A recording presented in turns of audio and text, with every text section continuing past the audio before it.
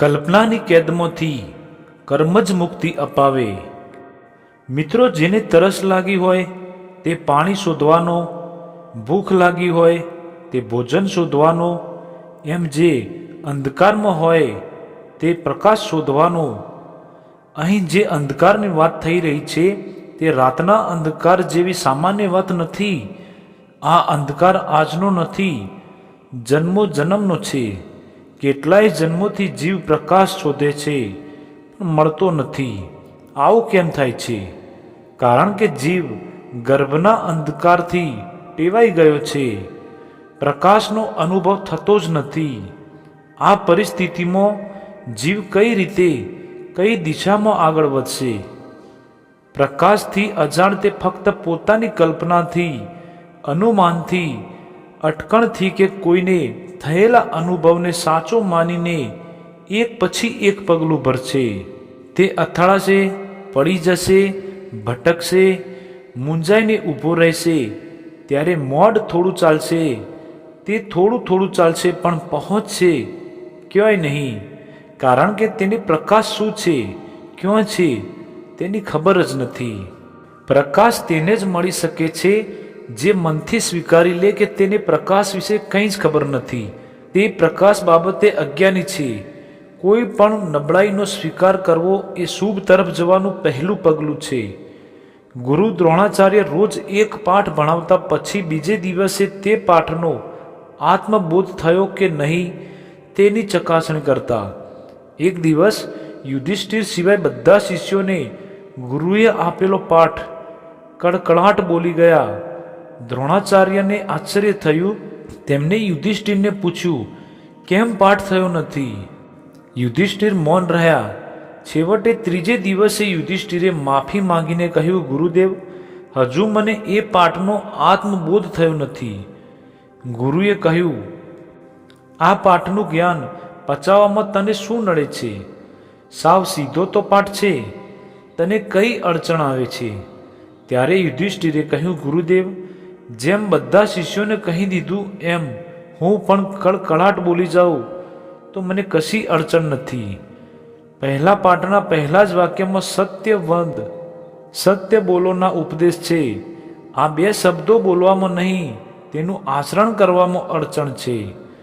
તમે પાઠ આપ્યો ત્યારથી હું કોશિશ કરી રહ્યો છું, પણ દિવસ દરમિયાન ક્યારેક ને ક્યારેક અસત્ય બોલાઈ જ જાય છે, સત્યનું સંપૂર્ણ આચરણ થતું નથી। ગુરુદેવ, જો આ એક પાઠનો આત્મબોધ થઈ જાય તો મારું જીવન સાર્થક થઈ જાય।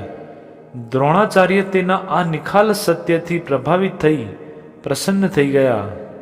કલ્પના એટલે મરજી મુજબની પોતાની ધારણા પ્રમાણેની ખોટી દુનિયા ઊભી કરવી।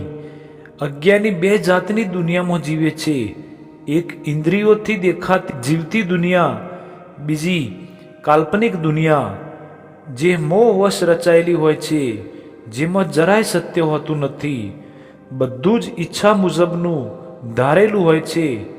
દાખલા તરીકે એક નોકરિયાત ડ્રાઈવર તેના બોસની ગાડીને પોતાની માની લે, એક બેંક કર્મચારી તિજોરીમાં સાચવેલી નોટોને પોતાની માની લે। આવી કલ્પના દુઃખ જ આપે છે, સત્યમાં નક્કરતા હોય છે, સત્ય કલ્પનાને તોડનારું હોય છે। કોઈ ચોરને ભ્રષ્ટાચારીને કહીએ કે ભાઈ, તે આ ખોટો રસ્તો પકડ્યો છે, તું ખોટી કલ્પના કરે છે, તેનાથી તને દુઃખ મળશે, તો તેને આપણી વાત નહીં ગમે, નારાજ થઈ જશે, બોલવાનું બંધ કરી દેશે, આપણને પંતુજી કે વેદીઓ કહેશે, કારણ કે તેને તો આશામાં જીવવું હોય છે, કલ્પનાના રંગીન આકારમાં વિહરવું હોય છે। મિત્રો, એક ખેડૂત યુવકે રાજ્યનો રાજા બની ગયો એવું સપનું જોયું। સ્વપ્નમાં જોયેલો વૈભવ જોઈ ખુશ થઈ ગયો। સવારે તેના પિતાએ ખેતરમાં જમવાનું કહ્યું, માતાએ લાકડો લાવવાનું કહ્યું, પત્નીએ કરિયાણું લાવવાનું કહ્યું। ત્યારે તે ગુસ્સે થઈ ગયો, મેં રાત્રે સ્વપ્ન જોયું છે, હવે હું રાજા બની ગયો છું। રાજા આવા આલતુ ફાલતુ કામ ના કરે, હું પણ નહીં કરું। ઘરના સૌ પરેશાન થઈ ગયા। તેની નાની બેને તેને સમજાવવાનું કામ માથે લીધું। ભોજનનો સમય થયો. ઘરના બધાને ઓરડામાં બોલાવી ભોજન પીરસી દીધું. યુવકને ના બોલાવ્યો. સાંજ પડી. યુવકને ભૂખ લાગી. તેને બહેનને કહ્યું, મને ખાવાનું આપ, ભૂખ લાગી છે. એટલે બહેને હસતા હસતા કહ્યું, મહારાજ, રાત પડવાની તૈયારી છે, હવે તમે ઊંઘી જશો.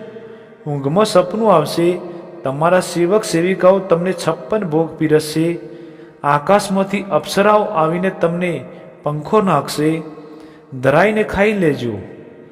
કલ્પના ખોટી છે, પેટની ભૂખ સત્ય છે. એટલી જાણ થતાં જ યુવકની આંખો ખુલી ગઈ. કેવળ કલ્પનાઓથી કંઈ મળતું નથી. કલ્પના નહીં, કર્મ સત્ય છે. કર્મનું પરિણામ સત્ય છે. તેનો સ્વીકાર કર્યા વગર છૂટકો જ નથી. મિત્રો, જ્યારે અંતર ચેતનાથી ખોટી કલ્પનાઓ મટી જાય, દરેક તરફ સમદૃષ્ટિ કેળવાઈ જાય, ત્યારે ધીરે ધીરે સત્ય આંગળી પકડીને આપણને પરમ તત્વ તરફ લઈ જાય છે. સાચા ધર્મનો સંબંધ કાલ્પનિક મોહને બદલવા સાથે નહીં, મોહને તોડવા સાથે, તેને ધરમૂળથી નાબૂદ કરવા સાથે છે. કર્મ દીપ પ્રગટાવવું હોય ત્યારે કલ્પનાની જોરદાર હવાને સમજણની 2 હથેળીથી રોકવી પડે છે. અને જે માણસ કલ્પનાના વરસાદી મોહમાયામાં ભીંજાતો નથી, એ ઈશ્વરની એક ઝલકથી પલળી જાય છે. મિત્રો, આ વિડીયો આટલે સુધી જ હતું. જો તમને વિડીયો સારું લાગ્યું હોય તો પ્લીઝ આ વિડીયોને લાઇક, શેર અને આવા ઘણા બધા વિડીયો માટે ચેનલને સબસ્ક્રાઈબ જરૂર કરી લેજો.